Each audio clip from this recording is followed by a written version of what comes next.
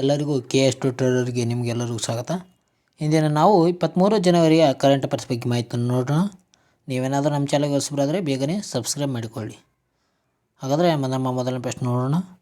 ಪರಾಕ್ರಮ ದಿನ ಯಾವ ದಿನದಂದು ಆಚರಿಸಲಾಗುತ್ತದೆ ಅಂತ ಪ್ರಶ್ನೆಯನ್ನು ಕೇಳಿದ್ದಾರೆ ನೋಡಿ. ಪರಾಕ್ರಮ ದಿನವನ್ನು ಯಾವ ದಿನವನ್ನು ಆಚರಣೆ ಮಾಡ್ತಾರೆ ಅಂತ ಪ್ರಶ್ನೆಯನ್ನು ಕೇಳಲಾಗಿದೆ. ಇದಕ್ಕೆ ಸರಿಯಾದ ಉತ್ತರ ಆಪ್ಷನ್ಸ್ ಬಿ ನೋಡಿ. ಜನವರಿ 23ರಂದು ಪ್ರತಿ ವರ್ಷ ಪರಾಕ್ರಮ ದಿನವನ್ನು ಆಚರಣೆ ಮಾಡಲಾಗುತ್ತದೆ. ಯಾತಕ್ಕಾಗಿ ಅಂದರೆ ಸುಭಾಷ್ ಚಂದ್ರ ಅವರು ಹುಟ್ಟಿದ ದಿನಾಂಕವಾಗಿದೆ. ಅವರ ಸ್ಮರಣಾರ್ಥವಾಗಿ ಈ ಪರಾಕ್ರಮ ದಿನವನ್ನು ಆಚರಣೆ ಮಾಡಲಾಗುತ್ತದೆ ನೋಡಿ. ನ್ಯೂಸಲ್ಲಿ ಏನು ಕೊಟ್ಟಿತ್ತು, ಪರಾಕ್ರಮ ದಿನದ ಆರ್ಟಿಕಲ್ ಬಗ್ಗೆ ನೋಡಿ ಮಾಹಿತಿ ಇದೆ. ಇದರ ಬಗ್ಗೆ ನೋಡೋಣ. ಪರಾಕ್ರಮ ದಿವಸವನ್ನು ಪ್ರತಿ ವರ್ಷ ಜನವರಿ 23ರಂದು ಆಚರಿಸಲಾಗುತ್ತದೆ.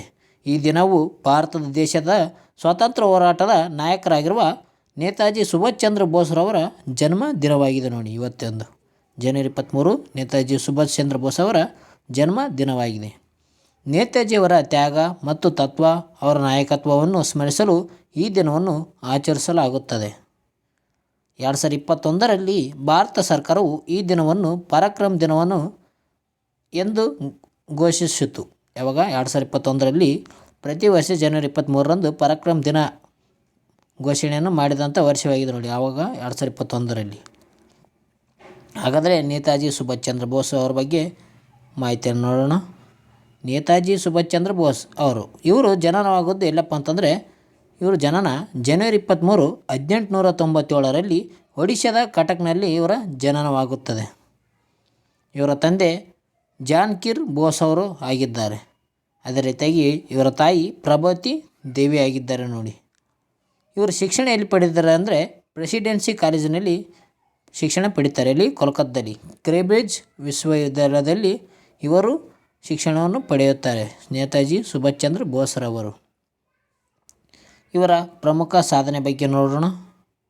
ಇವರು ಏನು ಸಾಧನೆ ಮಾಡಿದ್ದಾರಪ್ಪ ಅಂತಂತ ನೋಡೋದಾದರೆ, ಇವರು 1943ರಲ್ಲಿ ಆಜಾದ್ ಹಿಂದ್ ಫೌಜ್ INS ಅನ್ನು ಸ್ಥಾಪನೆಯನ್ನು ಮಾಡುತ್ತಾರೆ. ಯಾವಾಗ ಆಜಾದ್ ಹಿಂದ್ ಫೌಜ್ ಯಾವಾಗ ಸ್ಥಾಪನೆ ಮಾಡ್ತಾರೆ ಅಂದರೆ 1943ರಲ್ಲಿ. ಈ ದಳವು ಬ್ರಿಟಿಷರ ವಿರುದ್ಧ ನೇರ ಯುದ್ಧಕ್ಕೆ ಸಿದ್ಧವಾಗಿತ್ತು. ಈ ಬ್ರಿಟಿಷರ ವಿರುದ್ಧ ಹೋರಾಡಲು ಇದು ಸಿದ್ಧವಾಗಿರುತ್ತದೆ. ಅದರ ಜೊತೆಗೆ ಅವರು ಮಹಿಳಾ ದಳವು ಕೂಡ ಸ್ಥಾಪನೆಯನ್ನು ಮಾಡಿರ್ತಾರೆ. ಅದರ ಅಧ್ಯಕ್ಷರು ಯಾರಾಗಿರ್ತಾರೆ ಅಂದರೆ ಅದರ ಲೀಡರು ರಾಣಿ ಲಕ್ಷ್ಮೀಬಾಯಿ. ಇವರು ಬ್ರಿಗೇಡ್ ಎಂದು ಕರೆಯಲ್ಪಡುತ್ತದೆ ಇವರಿಗೆ. ಅವರು ಈ ದಳದ ಆಗಿರ್ತಾರೆ ಅಧ್ಯಕ್ಷರು. ರಾಣಿ ಲಕ್ಷ್ಮೀಬಾಯಿ ಅವರು ಮಹಿಳಾದ ಅಧ್ಯಕ್ಷರಾಗಿರ್ತಾರೆ, ಮಹಿಳಾ ಪಡ. ಆಜಾದ್ ಹಿಂದ್ ಸರ್ಕಾರದ ಬಗ್ಗೆ ನೋಡೋದಾದರೆ 1943ರಲ್ಲಿ ನೇತಾಜಿ ಆಜಾದ್ ಹಿಂದ್ ಸರ್ಕಾರವನ್ನು ಸಿಂಗಾಪುರದಲ್ಲಿ ಘೋಷಿಸಿದರು. ಅಲ್ಲಿ ಸಿಂಗಾಪುರದಲ್ಲಿ ಇವರು ಆಜಾದ್ ಹಿಂದ್ ಫೌಜ್ ಘೋಷಣೆ ಮಾಡ್ತಾರೆ. ಈ ಸರ್ಕಾರವನ್ನು ಕೇವಲ ದೇಶಗಳು ಅಥವಾ ಅಧಿಕೃತವಾಗಿ ಮಾನ್ಯತೆ ನೀಡಿತು. ಅಂದರೆ ಈ ಆಜಾದ್ ಹಿಂದ್ ಫೌಜ್ ಸರ್ಕಾರ ಇದೆಯಲ್ಲ, ಇದು 1943ರಲ್ಲಿ ಸಿಂಗಾಪುರದಾಗ ನೇತಾಜಿ ಅವರು ಘೋಷಣೆಯನ್ನು ಮಾಡ್ತಾರೆ.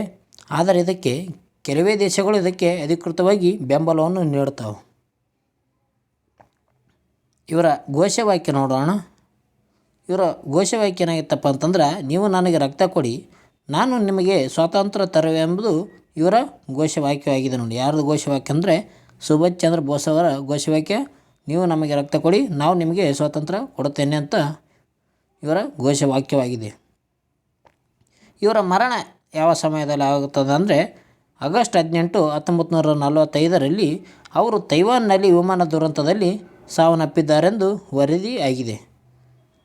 ಆದರೆ ಅವರ ಈ ಸಾವಿನ ಬಗ್ಗೆ ಅನೇಕ ವಿವಾದ ಮತ್ತು ಸಂಶಯಗಳು ಕೂಡ ಇಂದಿಗೂ ಉಳಿದಿವೆ ಅಂತ ಹೇಳ್ತೀವಿ ನಾವು. ನೇತಾಜಿ ಅವರು ತೈವಾನ್ ವಿಮಾನ ದುರಂತದಲ್ಲಿ ಮರಣ ಹೊಂದಿದ್ದಾರೆ ಅಂತ ಕೆಲವರು ಹೇಳ್ತಾರೆ. ಆದರೆ ಇದು ಸ್ವಲ್ಪ ಸಂಶಯಾಸ್ಪದವಾದ ಮಾಹಿತಿಯಾಗಿದೆ ಅಂತ ಇನ್ನೂ ಕೆಲವರು ಹೇಳ್ತಾರೆ ನೋಡಿ. ಇದರ ಬಗ್ಗೆ ಪೂರ್ಣ ಮಾಹಿತಿಯನ್ನು ಪಡೆದುಕೊಂಡಿದ್ದಾರೆ ಅಂತ ಅಂದ್ಕೊತೀನಿ. ಹಾಗಾದರೆ ನಮ್ಮ ಮುಂದಿನ ಪ್ರಶ್ನೆಗೆ ಹೋಗೋಣ. ಅದೇ ರೀತಿ ನಮ್ಮ ಮುಂದಿನ ಪ್ರಶ್ನೆ, IMDಯು ಯಾವ ವರ್ಷವನ್ನು ಅತ್ಯಂತ ಬಿಸಿಯಾದ ವರ್ಷವೆಂದು ಘೋಷಿಸಲಾಗಿದೆ ಅಂತ ಪ್ರಶ್ನೆಯನ್ನು ಕೇಳಿದ್ದಾರೆ ನೋಡಿ. IMD ಇದಕ್ಕೆ ಸರಿಯಾದ ಉತ್ತರ ಆಪ್ಷನ್ಸ್ ಬಿ 2024. 2024 ಅತ್ಯಂತ ಬಿಸಿಯಾದ ವರ್ಷವೆಂದು ಘೋಷಣೆಯನ್ನು ಮಾಡಲಾಗಿದೆ. 2024 ಅತ್ಯಂತ ಬಿಸಿಯಾದ ವರ್ಷವಾಗಿದೆ ನೋಡಿ. ಇದರ ಬಗ್ಗೆ ನೋಡೋದಾದರೆ ಜಾಗತಿಕ ತಾಪಮಾನವೆಂಬುದು ವಿಶ್ವದಲ್ಲಿ ಎದುರಿಸುತ್ತಿರುವ ಬಹುದೊಡ್ಡ ಸಮಸ್ಯೆಯಾಗಿದೆ.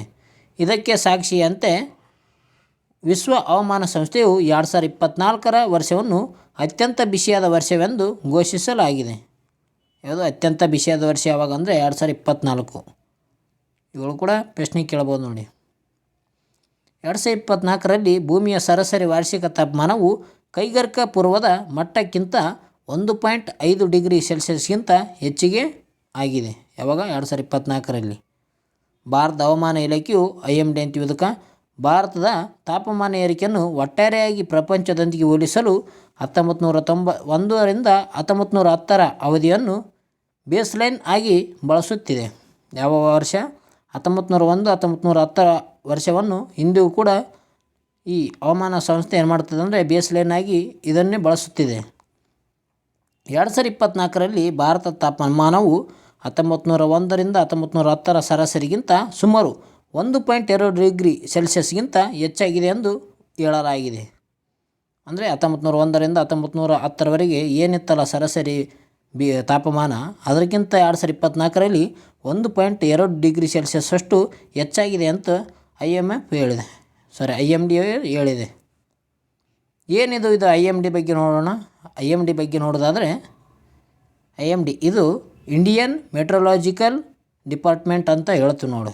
IMD ಅಂದರೆ ಇಂಡಿಯನ್ ಮೆಟ್ರೊಲಾಜಿಕಲ್ ಡಿಪಾರ್ಟ್ಮೆಂಟ್ ಆಗಿದೆ. ಇದು ಭಾರತೀಯ ಹವಾಮಾನ ಇಲಾಖೆ ಅಂತ ಹೇಳ್ತೀವಿ. ಇದು ಸ್ಥಾಪನೆಯಾಗಿದ್ದು 1875ರಲ್ಲಿ. ಇದರ ಪ್ರಧಾನ ಕಚೇರಿ ಇರುವುದು ನವದೆಹಲಿಯಲ್ಲಿ ಕಂಡುಬರುತ್ತದೆ ನೋಡಿ.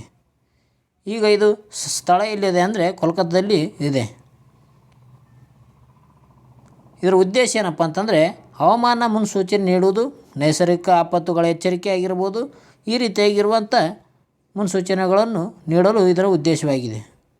ಪ್ರಸ್ತುತ ಇದರ ನಿರ್ದೇಶಕರು ಯಾರಿದ್ದಾರಂತ ನೋಡೋದಾದರೆ ಡಾಕ್ಟರ್ M ಮಹಾಪಾತ್ರ ಅವರು IMDಯ ಪ್ರಸ್ತುತ ನಿರ್ದೇಶಕರಾಗಿದ್ದಾರೆ ನೋಡಿ. IMD ಅಧ್ಯಕ್ಷರನ್ನು ನಿರ್ದೇಶಕರೆಂದು ಕರೆಯುತ್ತಾರೆ. ಪ್ರಸ್ತುತ ಇರೋರು ಡಾಕ್ಟರ್ M ಮಹಾಪಾತ್ರ. ನಿಮಗೇನಾದರೂ ಈ ವಿಡಿಯೋ ಇಷ್ಟ ಆಯ್ತು ಅಂದರೆ ಬೇಗನೆ ಒಂದು ಲೈಕ್ ಕೊಡಿ ಬಟನ್. ಮುಂದಿನ ಪ್ರಶ್ನೆಗೆ ಹೋಗೋಣ. 2019ನೇ ಸಾಲಿನ ರಾಜ್ಯ ಚಲನಚಿತ್ರ ಪ್ರಶಸ್ತಿ ಅತ್ಯುತ್ತಮ ನಟ ಯಾರು ಅಂತ ಪ್ರಶ್ನೆಯನ್ನು ಕೇಳಲಾಗಿದೆ ನೋಡಿ. ಇದಕ್ಕೆ ಸರಿಯಾದ ಉತ್ತರ ಆಪ್ಷನ್ ಸಿ ಕಿಚ್ಚ ಸುದೀಪ್ ಅಂತ ಹೇಳ್ತೀವಿ ನಾವು. ಇವರು 2019ರ ಸಾಲಿನ ಅತ್ಯುತ್ತಮ ನಟ ಆಗಿದ್ದಾರೆ. ಈ ಚಲನಚಿತ್ರ ಪ್ರಶಸ್ತಿಯನ್ನು ಪಡೆದುಕೊಂಡ ನಟ ಆಗಿದ್ದಾರೆ ನೋಡಿ. ರಾಜ್ಯ ಚಲನಚಿತ್ರ ಪ್ರಶಸ್ತಿ ಪ್ರಕಟವಾಗಿದೆ. ಇದರಲ್ಲಿ ಅತ್ಯುತ್ತಮ ನಟ ಕಿಚ್ಚ ಸುದೀಪ್ ಅವರು ಪಡೆದುಕೊಂಡಿದ್ದಾರೆ. ಇದರ ಬಗ್ಗೆ ನೋಡೋದಾದರೆ 2019ನೇ ಸಾಲಿನ ರಾಜ್ಯ ಚಲನಚಿತ್ರ ಪ್ರಶಸ್ತಿ ಪ್ರಕಟವಾಗಿದೆ. ನಟ ಕಿಚ್ಚ ಸುದೀಪ್ ಅವರು ಅತ್ಯುತ್ತಮ ನಟ ಪ್ರಶಸ್ತಿಗೆ ಭಾಜನರಾಗಿದ್ದಾರೆ. ಅದೇ ರೀತಿಯಾಗಿ ಅನುಪಮ ಗೌಡ ಅವರು ಅತ್ಯುತ್ತಮ ನಟಿ ಪ್ರಶಸ್ತಿಗೆ ಭಾಜನರಾಗಿದ್ದಾರೆ ನೋಡಿ. ಅಂದರೆ ಮಹಿಳೆಯರಲ್ಲಿ ಅತ್ಯುತ್ತಮ ನಟಿ ಯಾರಂದರೆ ಅನುಪಮ ಗೌಡ ಅವರು ಆಗಿದ್ದಾರೆ. P. ಶೇಷಾದ್ರಿ ನಿರ್ದೇಶನದ ಮೋಹನ್ ದಾಸ್ ಅತ್ಯುತ್ತಮ ಸಿನಿಮಾ ಪ್ರಶಸ್ತಿಯನ್ನು ಪಡೆದುಕೊಂಡಿದೆ. ಮೋಹನ್ ದಾಸ್ ಎಂಬುದು ಅತ್ಯುತ್ತಮ ಸಿನಿಮಾ ಪ್ರಶಸ್ತಿಯನ್ನು ಪಡೆದುಕೊಂಡಂತಾಗಿದೆ ನೋಡಿ. ಪೈಲ್ವಾನ್ ಚಿತ್ರದ ಅಭಿನಯಕ್ಕಾಗಿ ಸುದೀಪ್ ಅವರು ಅತ್ಯುತ್ತಮ ನಟ ಪ್ರಶಸ್ತಿಯನ್ನು ಪಡೆದರೆ, ತ್ರಯಂಬಕಂ ಎಂಬ ಚಿತ್ರದ ಅಭಿನಯಕ್ಕಾಗಿ ನಟಿ ಅನುಪಮ ಗೌಡ ಅವರು ಪ್ರತಿಷ್ಠಿತ ಪ್ರಶಸ್ತಿಯನ್ನು ಗೆದ್ದುಕೊಂಡಿದ್ದಾರೆ ನೋಡಿ. ಸುದೀಪ್ ಅವರಿಗೆ ಯಾವ ಸಿನಿಮಾ ಮೂಲಕ ನೀಡಲಾಗಿದೆ ಅಂದರೆ ಪೈಲ್ವಾನ್ ಸಿನಿಮಾ ಅಭಿನಯಕ್ಕಾಗಿ ಇವರಿಗೆ ಪ್ರಶಸ್ತಿಯನ್ನು ನೀಡಲಾಗಿದೆ. ಪ್ರಶಸ್ತಿಯ ಮೊತ್ತ ಅಂದರೆ 20,000 ರೂಪಾಯಿ ನಗದನ್ನು ಒಳಗೊಂಡಿದೆ. ಜೊತೆಗೆ 100 ಗ್ರಾಂ ಬೆಳ್ಳಿಯನ್ನು ಒಳಗೊಂಡಿದೆ.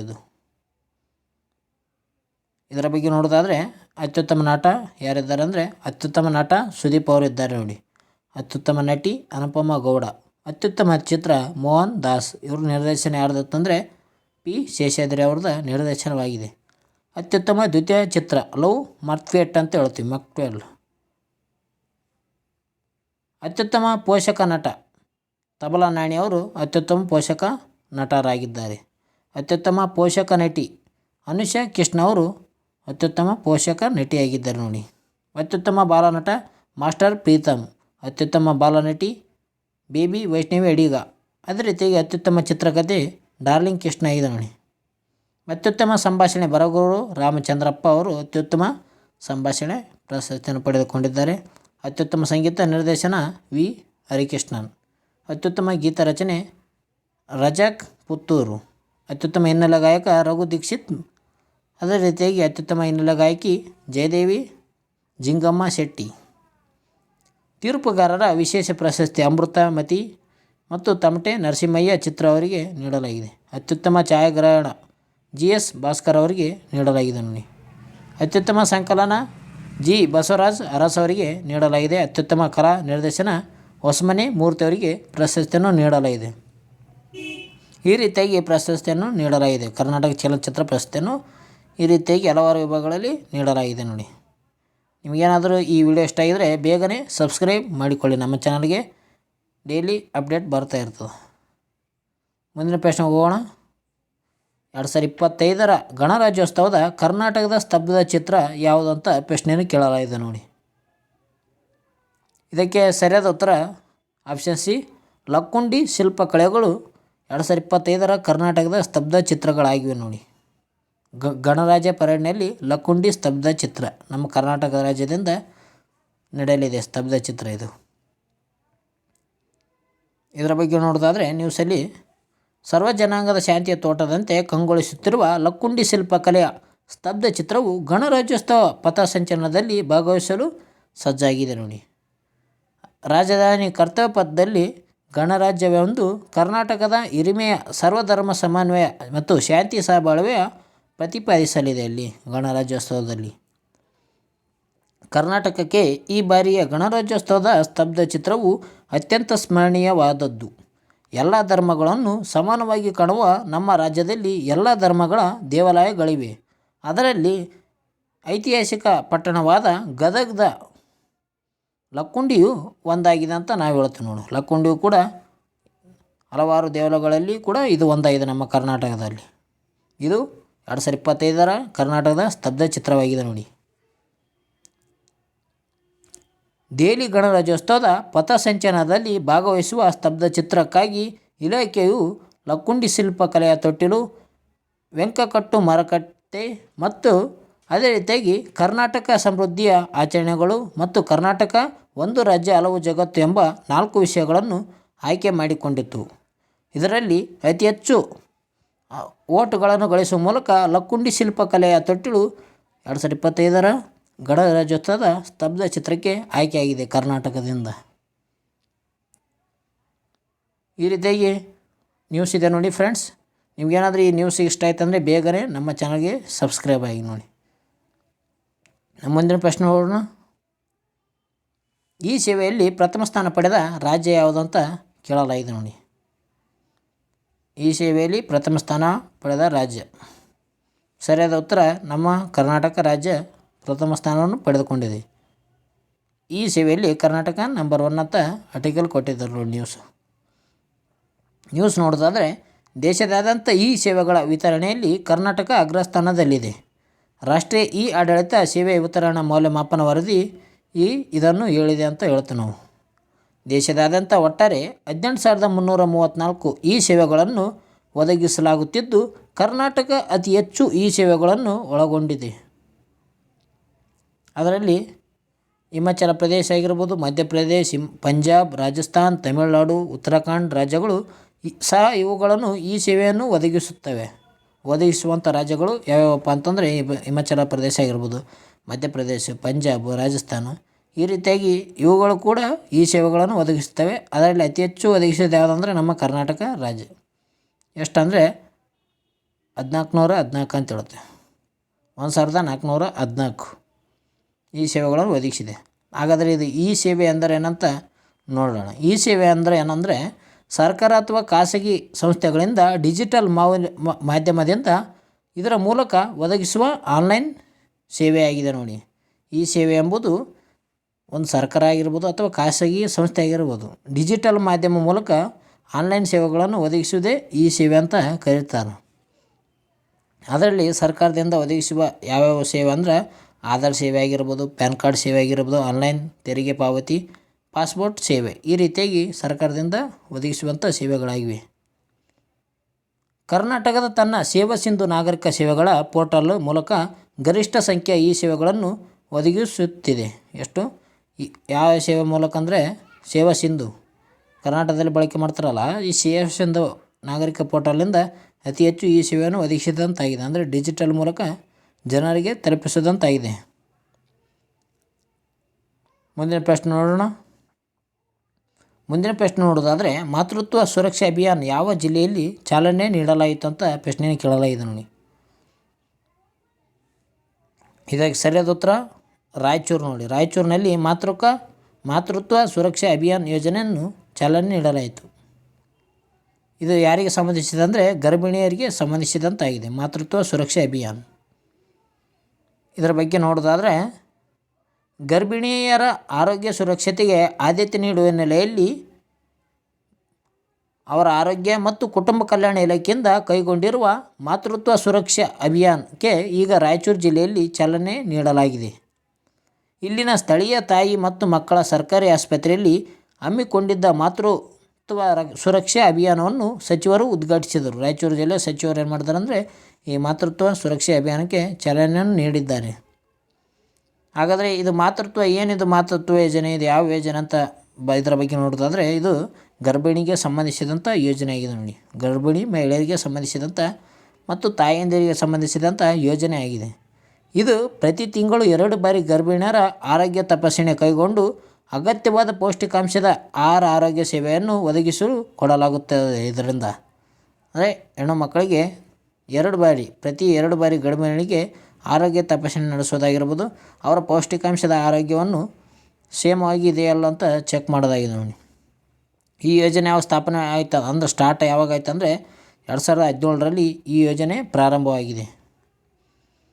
ಇದರ ಉದ್ದೇಶ ಏನಪ್ಪ ಅಂತಂದ್ರೆ ಗರ್ಭಿಣಿಯರ ಮತ್ತು ತಾಯಂದಿರ ಆರೋಗ್ಯ ಸುಧಾರಣೆಯನ್ನು ಮಾಡೋದು ಇದರ ಮುಖ್ಯ ಉದ್ದೇಶವಾಗಿದೆ. ಭಾಳ ಪೇಟೆಂಟ್ ಆಯ್ತು ನೋಡ್ರಿ. ಅಂದರೆ ಇತ್ತೀಚೆಗೆ ಯೋಜನೆಗಳಿಗೆ ಕೇಳಿದಂತೆ ಪ್ರಶ್ನೆಗಳು ಕೂಡ ಕೇಳುತ್ತಾರೆ ಯೋಜನೆಗೆ ಸಂಬಂಧಿಸಿದಂಥ. ಆಗ ಮುಂದಿನ ಪ್ರಶ್ನೆಗೆ ಹೋಗೋಣ.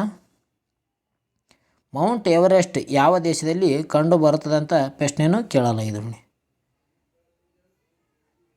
ಎಲ್ಲಿ ಮೌಂಟ್ ಎವರೆಸ್ಟ್ ಯಾವ ದೇಶದಲ್ಲಿ ಕಂಡು ಬರ್ತದೆ ಅಂದರೆ ಇದಕ್ಕೆ ಸರಿಯಾದ ಉತ್ತರ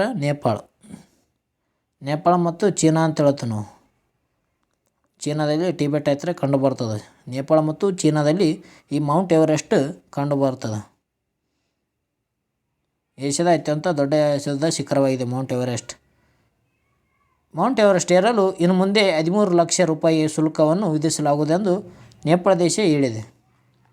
ಅಂದರೆ ಮೌಂಟ್ ಎವರೆಸ್ಟ್ ಹತ್ತಬೇಕಂದ್ರೆ 13 ಲಕ್ಷ ಶುಲ್ಕ ನೀಡಿಗೆಸಿಂದ ಮೌಂಟ್ ಎವರೆಸ್ಟನ್ನು ಹತ್ತಬೇಕಾಗುತ್ತದೆ ಅಂತ ಹೇಳ್ಯಾರೆ. ಇದರ ಬಗ್ಗೆ ನೋಡೋಣ. ಜಗತ್ತಿನ ಎತ್ತರದ ಪರ್ವತ ಮೌಂಟ್ ಎವರೆಸ್ಟ್ ಏರುವ ಶುಲ್ಕವನ್ನು ನೇಪಾಳ ದೇಶವು 36% ಏರಿಸಿದೆ. ಈವರೆಗೆ 9 ಲಕ್ಷ ರೂಪಾಯಿ ಇದ್ದ ಶುಲ್ಕ ಈಗ 13 ಲಕ್ಷ ಏರಿಕೆ ಆಗಿದೆ ನೋಡಿ. ಅಂದರೆ ಮೊದಲು ಎಷ್ಟಿತ್ತು ಅಂದರೆ 9 ಲಕ್ಷ ಇತ್ತು, ಈಗ 13 ಲಕ್ಷಕ್ಕೆ ಇದನ್ನು ಏರಿಸಲಾಗಿದೆ ಅಮೌಂಟ್. ಪರ್ವತ ಏರುವ ಅನುಮತಿ ಶುಲ್ಕ ಹಾಗೂ ವಿದೇಶಿ ಪರ್ವತಾರೋಹಿಗಳು ಮಾಡುವ ಖರ್ಚು ನೇಪಾಳದ ಮೂಲ ಆದಾಯವಾಗಿದೆ. ಹೀಗಾಗಿ ಸುಮಾರು ದಶಕಗಳ ಬಳಿಕ ಎವರೆಸ್ಟ್ ಏರುವ ಶುಲ್ಕವನ್ನು ಹೆಚ್ಚಿಸಲಾಗಿದೆ ಎಂದು ನೇಪಾಳ ದೇಶದ ವ್ಯಕ್ತಿಗಳು ಹೇಳಿದ್ದಾರೆ.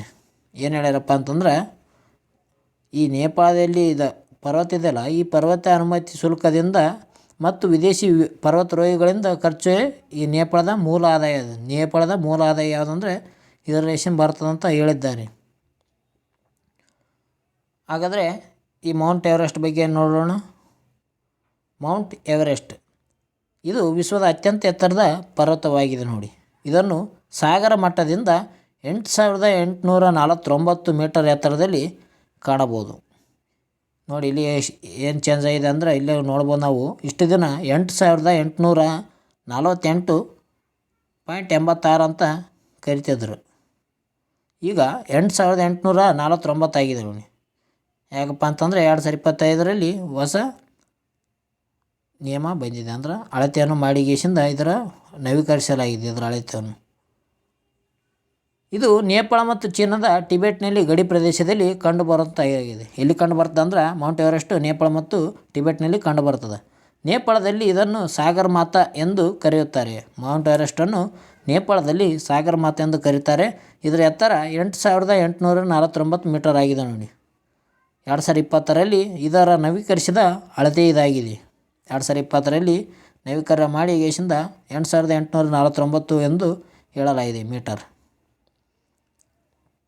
ಅದೇ ರೀತಿಯಾಗಿ ಮೇ 29, 1953ರಲ್ಲಿ ಎಡ್ಮಂಡ್ ಹಿಲರಿ ಮತ್ತು ತೇನ್ಸಿಂಗ್ ನಾರ್ಗೆ ಅವರು ಎವರೆಸ್ಟ್ ಏರಿದ ಪ್ರಥಮ ವ್ಯಕ್ತಿಗಳಾಗಿದ್ದಾರೆ.